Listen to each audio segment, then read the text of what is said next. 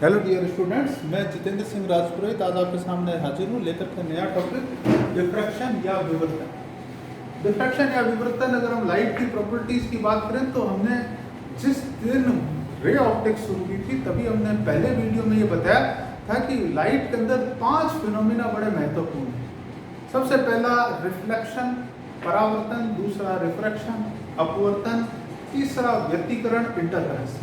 हमने इन 3 टॉपिकों को अब तक के वीडियोस के माध्यम से पढ़ लिया है। नेक्स्ट चौथा टॉपिक हमारा है डिफ्रैक्शन, विवर्तन, जिसकी बात हम यहाँ पे कर रहे हैं। 5वां आएगा पोलराइजेशन, ध्रुवण, जो जल्द ही हम जिसके ऊपर वीडियो बना करके अपलोड करने वाले हैं। फिलहाल विवर्तन या डिफ्रैक्शन नाम की चीज क्या होती है? विवर्तन या डिफ्रैक्शन नाम की जो चीज है हमारे सामने, ये ऑब्जर्व करने के लिए हम एक उदाहरण लेते हैं। मान लीजिए ये कोई प्रकाश स्रोत है, इस प्रकाश स्रोत से खूब सारा प्रकाश निकल रहा है। यह प्रकाश स्रोत इस स्क्रीन पर जाकर के इकट्ठा होते हैं। तो ये यहाँ से इकट्ठा हो रहा है, यहाँ तक पहुंचा, यहाँ तक पहुंचा, यहाँ तक पहुंचा, यहाँ तक पहुंचा, यहाँ तक पहुंचा। ठीक है, स्क्रीन पर अलग अलग जगह पहुंच रहा है। अब मैंने एक काम किया, मैंने एक वस्तु रख दी यहाँ, ठीक है, वस्तु यहाँ पर रख दी। तो अब क्या होगा, ये जो पीछे का प्रकाश है ये इस जगह पर रुक जाएगा। अगर इस जगह पर रुक जाएगा तो आगे प्रकाश पहुंचेगा नहीं, वास्तविकता में पहुंचता भी नहीं। और नहीं पहुंचता तो सामने की तरफ जितने इलाके में इसने प्रकाश को रोका है, मान लीजिए यहाँ पे ये वस्तु रखी हुई थी, तो जितने इलाके में इसने रोका हुआ है वहां पे इसकी छाया बन जानी चाहिए। इस सामने वाले इलाके के अंदर क्या हो जाएगा, इतने इलाके के अंदर इसकी ज्योमेट्रिक शैडो, ज्यामितीय छाया बन जानी चाहिए। ठीक है, अगर मान लो मैं इसको स्रोत के पास रखूंगा तो इसकी छाया जो बनेगी वो इतनी नहीं बनेगी, वो जितनी लाइट को रोकेगा उतनी बड़ी छाया बनेगी। तो इतनी लाइट को ये रोक लेगा तो इतने पूरे इलाके में इसकी क्या होनी चाहिए, छाया। ठीक है, आपने देखा होगा प्रकाश स्रोत के पास ले जाता है तो छाया बड़ी आकार की होती जाती है। अब होता यह है वास्तविकता में कि जब ये लाइट की किरण इसके किनारे के पास से निकलती थी वस्तु, तो इसके अंदर से हाइगन की आत्मा जागती थी। हाइगन ने कहा था कि जो बिंदु है वो नया प्रकाश स्रोत बन सकता है, द्वितीयक तरंगिका का सेकेंडरी वेवलेट। तो सेकेंडरी वेवलेट बनने के कारण यहाँ पर सेकेंडरी वेवलेट इसके अंदर का जाग जाता है, इस किनारे पर भी इसके अंदर का सेकेंडरी वेवलेट द्वितीयक तरंगिका जाग जाती है। द्वितीयक तरंगिका जागने के कारण इस इलाके के अंदर हमारे पास में इसकी छाया थी, शैडो थी, मगर इस द्वितीयक तरंगिका के कारण अब इस छाया वाले क्षेत्र में भी लाइट पहुंचेगी। मतलब अंधेरा है, छाया है, मगर फिर भी उसमें प्रकाश किनारों से मुड़ करके पहुंच रहा है। आप इसको अगर देखना चाहें तो बहुत आराम से इसको देख सकते हैं। जब आप अपने किसी भी जगह पर परछाई को देखोगे, इवन सनलाइट में अपने परछाई को देखोगे तो परछाई के किनारे धुंधले होते हैं। वो किनारे, ये लाइट जो यहाँ से आती है, ये किनारा धुंधला हो गया, ये किनारा धुंधला हो गया। जितनी ज्यादा पास होएगा किनारे तो उतनी ज्यादा यहाँ से तरंगिकाओं की लाइट पहुंचेगी। किनारा प्रकाश और अंधेरे का मिक्सचर तो धुंधला हो सकता है। ठीक है, इसको उप छाया बोला जाता है। ये जो प्रकाश की किरण यहाँ पर किनारे पर मुड़ी, इस मुड़ने को ही कहा जाता है विवर्तन, डिफ्रैक्शन। इस डिफ्रैक्शन की जो कंडीशन है, इसके अंदर हाइगन की आत्मा जाग करके ये सेकेंडरी वेवलेट जागना चाहिए। उसकी कंडीशन ये है कि इसमें से जो वेवलेंथ आ रही है लैम्डा, और इसका जो साइज है ए, ये 50 लैम्डा से ज्यादा नहीं होना चाहिए, छोटा ही होना चाहिए।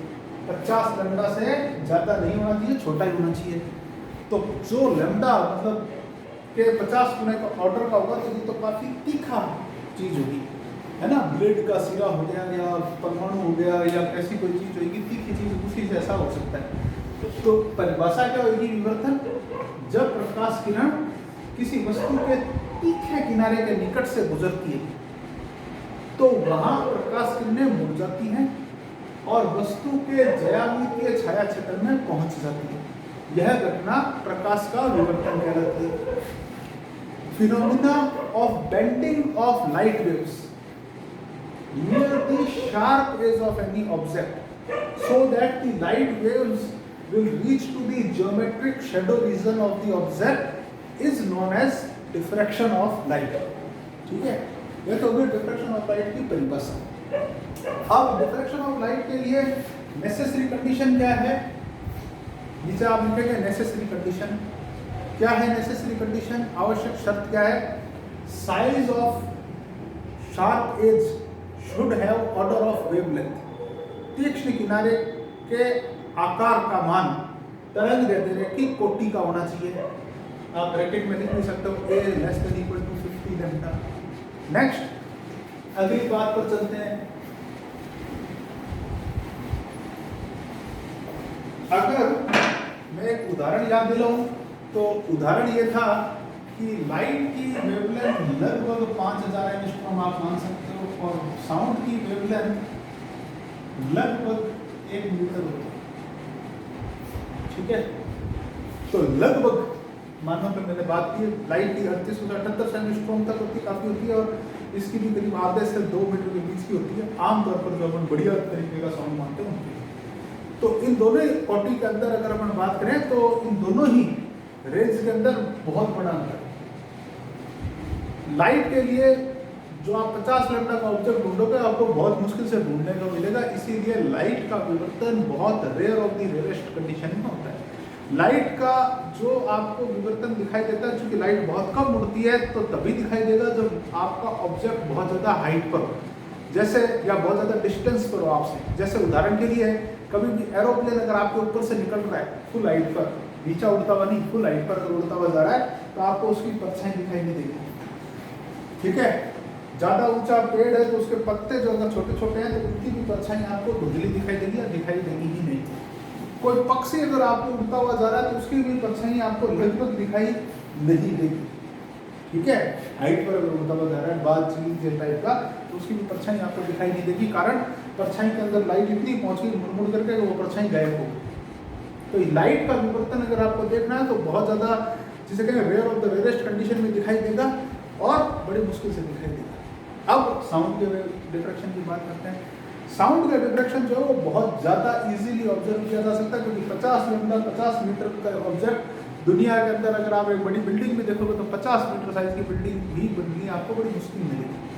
तो इसलिए हमारे पास में जो है ये बड़ा इजीली मिल जाता है। इसको मैं एक उदाहरण से समझाना चाहूँगा। मान लीजिए आपके पास में एक रूम है, ये यहाँ पे दूसरा रूम है पड़ोस में। इस रूम में आप चाहे 1000 ट्यूबलाइट 500 मरकरी 10 बल्ब साथ जला दो, इस कमरे की लाइट इस कमरे में नहीं जाएगी। ठीक है, दीवार के कारण नहीं। मैं अगर यहाँ की एक खिड़की खोल के बैठा हूँ तो इस खिड़की से इस खिड़की में लाइट नहीं जाएगी क्योंकि डिफ्रैक्शन नहीं हो रहा। ठीक है, मगर अब आप यहाँ पर इस कमरे में एक डीजे का स्पीकर चलाते हैं, आप चाहे दीवार को साउंड प्रूफ पेंट कर दो, साउंड प्रूफ बना दो पूरा। ठीक है, एक खिड़की इसकी खोल दो, एक खिड़की इसकी खोल दो, वेव्स यहाँ से यूँ मुड़ करके इस कमरे में पहुँच जाएगी। क्यों पहुँच जाएगी? क्योंकि साउंड की वेव्स का डिफ्रैक्शन खिड़की के जस्ट पास से जब वो निकलेगी, ऊपर से अगर अपन देखें ये खिड़की, ये दूसरी खिड़की, इस खिड़की से जब वो वेव्स निकली तो वो पूरे इस तरीके से फैली, तो यहाँ पर वो पहुँची, यहाँ पर पहुँच करके वो फिर से उन्होंने अपना डिफ्रैक्शन दोबारा कर लिया तो कमरे के अंदर भी पहुँच गई। इस जगह पर जब वो पहुँची तो उन्होंने फिर डिफ्रैक्शन अपना कर लिया, तो कमरे के कोने कोने तक इतना म्यूजिक पहुँच जाएगा। अगर डीजे का स्पीकर बज रहा है तो इस कमरे में जो नाच रहा है वो इस कमरे में उसकी आवाज़ इतनी पहुँच जाएगी वो साथ का साथ नाच सकता है। तो आप इस पॉइंट को इस तरीके से लिखेंगे कि diffraction of sound is more observed than the diffraction of light. प्रकाश के विवर्तन की तुलना में ध्वनि का विवर्तन अधिक प्रेक्षित होता है, because wavelength of sound is much higher than the wavelength of light. क्योंकक्योंकि प्रकाश की तुलना में ध्वनि की तरंग दैर्ध्य बहुत अधिक होती है। And the objects in daily life act like diffractor for the sound waves. और दैनिक जीवन की वस्तुएं ध्वनि के लिए विवर्तक का कार्य करती है। जो तीखा किनारा विवर्तक कहलाता है तो वो डिफ्रैक्टर कहलाता है, तो वो डिफ्रैक्टर का कार्य करती है।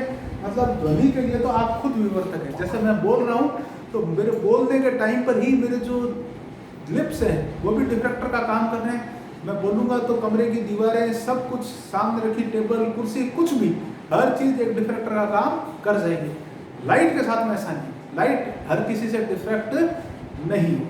ठीक है, एक लास्ट और फाइनल उदाहरण, आप अगर एक मोबाइल पर गाना चला रहे हो तो आप मोबाइल का गाना चारों दिशाओं में उससे सुन सकते हैं, मगर अगर आप मोबाइल की एक फ्लैश लाइट जला रहे हो तो सामने की तरफ जहाँ फ्लैश लाइट जा रही है वहाँ तो दिख जाएगी, पीछे की साइड हो सकता है थोड़ी लाइट आ जाए, मतलब उतनी लाइट नहीं आएगी जितना साउंड आप इजीली देख पाते। तो एक बहुत सरलता से एग्जांपल से आप इसको देख सकते हैं।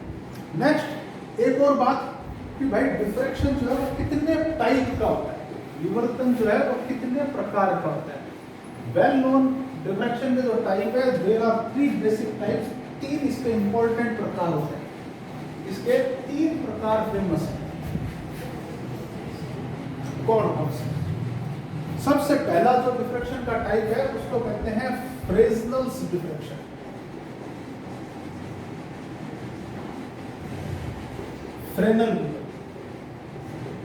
फ्रेनेल विवर्तन नाम की जो चीज होती है, फ्रेस्नेल डिफ्रैक्शन नाम की जो चीज होती है, उसमें जो लाइट आती है वो पास में एक स्रोत होता है वहीं से आती है।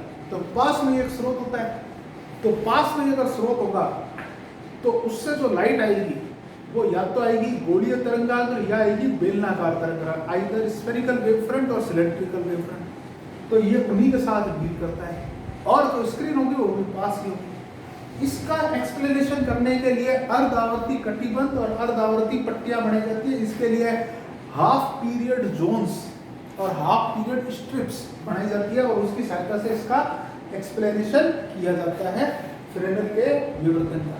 फ्रेनेल के विवर्तन का प्रयोग अगर आप कभी करते हो तो आपको लेंस की आवश्यकता नहीं होती। इसकी मैथमेटिक्स भी जो है काफ़ी सिंपल होती है, इजीली की जा सकती है, और इसका रिजल्ट भी काफ़ी आसान होता है। ठीक है, नेक्स्ट अगला जो हमारे पास में डिफ्रैक्शन है उसका नाम है फ्रॉनहोफर डिफ्रैक्शन।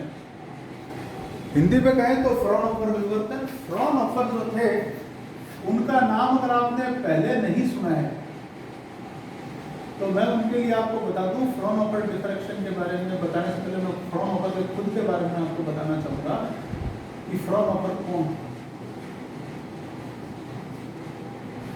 ये हमारा सूर्य देवता है। सूर्य देवता की जो आउटर मोस्ट लेयर है,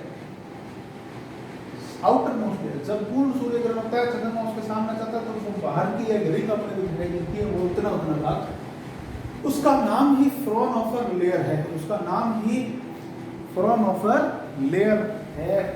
तो ये जो फ्रॉनहोफर लेयर नाम की चीज है, ये फ्रॉनहोफर वैज्ञानिक के नाम पर रखी गई है। सूरज का जो सेंट्रल पार्ट है उसका टेम्परेचर तो 2 अरब केल्विन है, मगर इस किनारे वाली लेयर का भाग लगभग 6000 केल्विन ही है। इसके ऊपर बकायदा चुंबकीय तूफान वगैरह आते हैं, ब्लैक स्पॉट्स बनते हैं, जिनको फ्रॉनहोफर स्पॉट्स ही कहा जाता है, फ्रॉनहोफर धब्बे उनको कहा जाता है। ठीक है, तो सूर्य के बारे में उन्होंने काफी खोजें की थी फ्रॉनहोफर साहब ने, तो फ्रॉनहोफर के नाम पर ही फ्रॉनहोफर डिफ्रैक्शन है। फ्रॉनहोफर डिफ्रैक्शन क्या काम करता है? फ्रॉनहोफर डिफ्रैक्शन जो है, जैसे सूर्य के बारे में बात करता है तो बहुत ज्यादा डिस्टेंस पर स्रोत के बारे में बात करता है, मतलब थ्योरेटिकली अपन बोले तो अनंत पे स्थित स्रोतों के बारे में बात करता है, मतलब प्लेन वेव करंट के बारे में बात करता है। प्लेन वेव करंट अगर पृथ्वी पर प्रयोग करना है तो प्लेन वेव करंट कहाँ से लाएं? एक जो है उत्तल लेंस रखो, उसके फोकस पर एक स्रोत रखो, ताकि जो लाइट निकले, फोकस से आने वाली लाइट पैरेलल हो जाती है, तो पैरेलल हो जाती है तो प्लेन वेव फ्रंट बन जाएगा। तो प्लेन वेव फ्रंट बनाने के लिए इसके प्रयोग में लेंस का उपयोग बहुत ज़्यादा आवश्यक होता है। इसमें जो स्रोत है वो भी थ्योरेटिकली अपने इसको अगर भूल जाए तो अपने को ऐसा लगेगा कि स्रोत कहाँ है? अनंत, क्योंकि पैरेलल वेव फ्रंट का स्रोत कहाँ होता है? अनंत में। तो ये ऐसा मानता है कि स्रोत अनंत पर है, और इसकी जो स्क्रीन है वो भी अनंत पे ही मानी जाती है। तो इसकी सोर्स जो फ्रेनेल था, फ्रेनेल के अंदर सोर्स और स्क्रीन दोनों फाइनाइट डिस्टेंस पे थे, इसमें दोनों इनफाइनाइट डिस्टेंस पे थे। इसमें प्रैक्टिकल में लेंस की आवश्यकता नहीं थी, इसमें प्रैक्टिकल में लेंस की आवश्यकता पड़ती है। इसकी कैलकुलेशन ईजी थी, इसकी कैलकुलेशन कंपैरेटिवली टफ है। ठीक है, इसीलिए इसको कैलकुलेशन करते ही नहीं, अपन थ्योरी से काम निकालेंगे डेरिवेशन के अंदर।